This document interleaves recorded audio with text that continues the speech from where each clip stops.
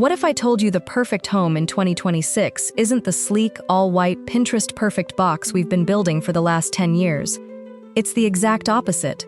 Right now, thousands of homeowners are ripping out their stark white walls, and instead, they're covering them in clay, limewash, and rough wood paneling. They're hunting flea markets for one ugly, beat-up antique dresser on purpose. And design experts are calling it the biggest shift in home style this decade.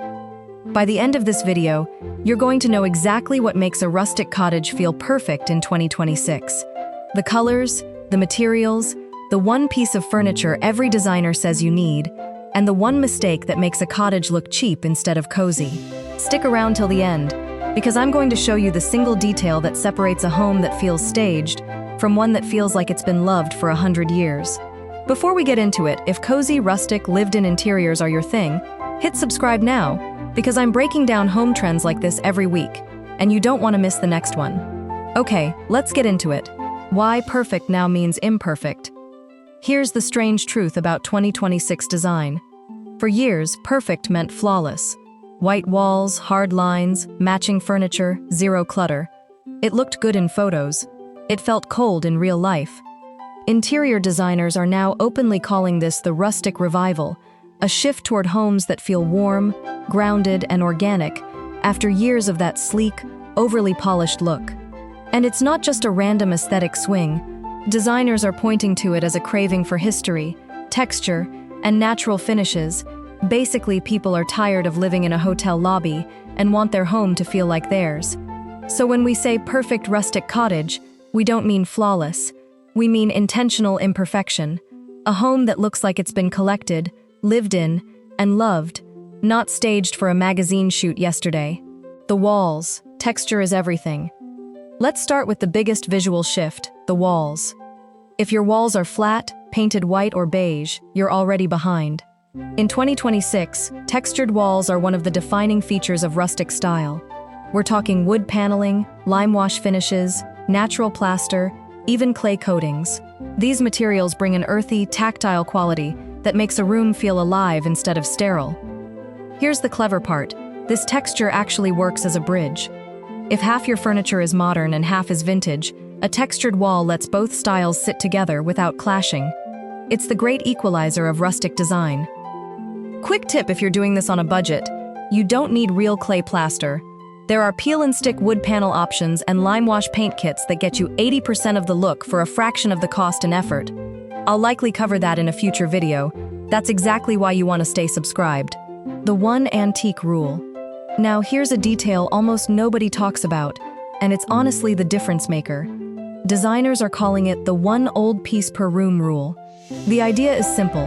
You don't need to fill a room with antiques to get that lived-in, historic feeling. You need exactly one genuinely old dresser, one worn leather chair, one chipped ceramic pitcher on the counter. That single piece does the emotional work. It tells a story, it adds soul, while everything else around it can be new, clean, and functional. This is actually a rebellion against fast furniture. Instead of buying 5 new pieces from a big box store, the 2026 approach is, buy one meaningful old piece and build modern comfort around it. It's more sustainable, it's more affordable long-term, and, this is the important part, it actually looks better, because contrast is what makes a room interesting. A room full of antiques looks like a museum.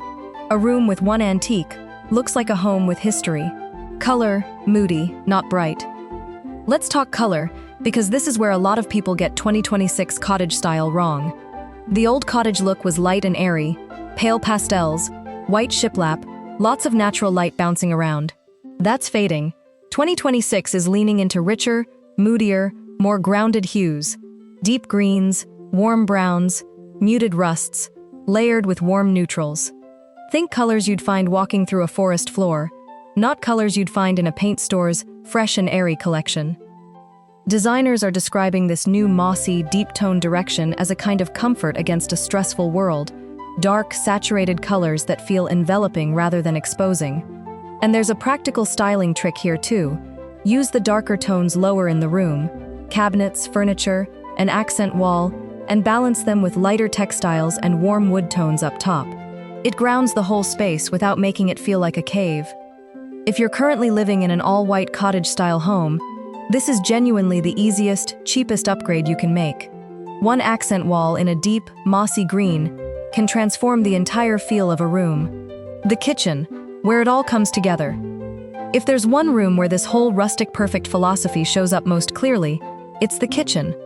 The standout feature designers keep pointing to is the oversized island, sometimes nearly 7 feet long, built from natural, unfinished-looking wood. It's not just a countertop anymore. It functions almost like a piece of architecture, the true center of the home, built to handle real cooking and real mess, not just look good in photos. Alongside that, we're seeing a return to painted wood floors in kitchens, a bold, slightly old-fashioned choice that stands in deliberate contrast to sleek tile, adding warmth to a room that can otherwise feel clinical. Pair that with open shelving to display your everyday dishes instead of hiding them behind cabinet doors, and you get a kitchen that feels like it's meant to be used and lived in, not preserved behind glass. The mistake that ruins it all. Okay, here's the part I promised at the beginning. The mistake that makes a rustic cottage look cheap instead of cozy. It's over-decorating with theme pieces. Think fake antlers from a craft store, mass-produced farmhouse sign decor, plastic-looking faux wood accents. The rustic revival isn't about slapping on rustic-themed decorations. It's about using real, textural materials and letting genuine history do the talking. A hair-on-hide accent or a sculptural antler piece works when it's used sparingly, as a real, thoughtful design detail, not as kitschy clutter piled on top of everything else. The same goes for pattern. English cottage style has always loved pattern on pattern, florals, checks, stripes together, and 2026 is leaning back into that with more confidence. But there's a real difference between layered and cluttered. The rule of thumb designers use: commit to 1 or 2 strong classic patterns, like an oversized gingham check, rather than scattering a dozen small, busy prints around the room. Strong and simple beats messy and everywhere, every time. So if you take away one thing from this whole video, it's this. Rustic Perfect isn't about adding more stuff. It's about choosing fewer, realer things. One antique, one bold pattern, one textured wall, and letting them carry the room. Let's bring it all together. If you want a rustic cottage that feels perfect in 2026, not staged, not themed, but genuinely perfect, texture your walls with wood paneling, Limewash, or plaster instead of flat paint. One real antique per room, surrounded by clean modern pieces. Shift your palette toward deep, mossy, grounded tones instead of light pastels. If you're working on the kitchen, prioritize a big natural wood island and open shelving. Avoid theme decor. Real texture and one bold pattern beats a dozen small trinkets. This is genuinely one of the most livable, most sustainable design trends we've seen in years, because it's not about buying more, it's about buying smarter and letting real materials and real history do the work. If this helped you picture your own space differently, let me know in the comments which one of these you're trying first: the wall texture, the antique rule, or the color shift. I read every comment and it genuinely helps me figure out what to cover next.